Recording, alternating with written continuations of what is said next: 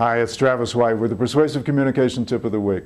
Let's talk about two different types of presentations today, the deliberative presentation and the demonstrative presentation. So far in this series, we've talked about deliberative presentations. In a deliberative presentation, you're trying to convince the audience about the advantages and disadvantages of different courses of action. So you're presenting facts and data and logic and trying to make an argument that we should do this as opposed to that.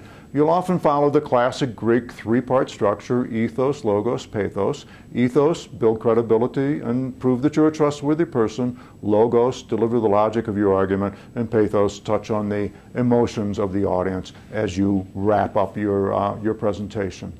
You're deliberate in your presentation, and your audience deliberates on the information that you provide to them, hence the name, a deliberative presentation. The other form is a demonstrative presentation, and it has much more to do with community solidarity, with team spirit, with a sense of belonging. You're not trying to get an audience to decide option A versus option B. You're trying to motivate the audience to work as a team, to work together, to build team spirit, and to build a sense of belonging. This has much less to do with logic. In fact, you can move logic out of this type of presentation altogether. It has much more to do with identity and values. And you'll sometimes hear the term identity politics. It's about us versus them. It's about we believe this, we are together on this, we need to stick together. There's another group out there, the competition, another type of political party, who are different than we are. We need to stick together and build our strength. It's a way to motivate.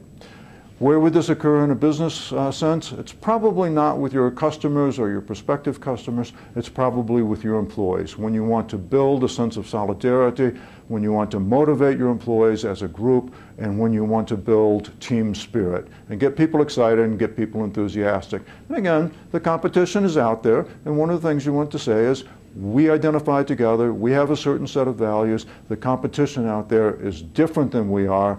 They have a different identity, they have a different set of values. And whereas a deliberative presentation is built around logic, a demonstrative presentation is built around language. And oftentimes groups have individual types of languages, code words, if you will, that mean special things to them and motivate them in a certain way.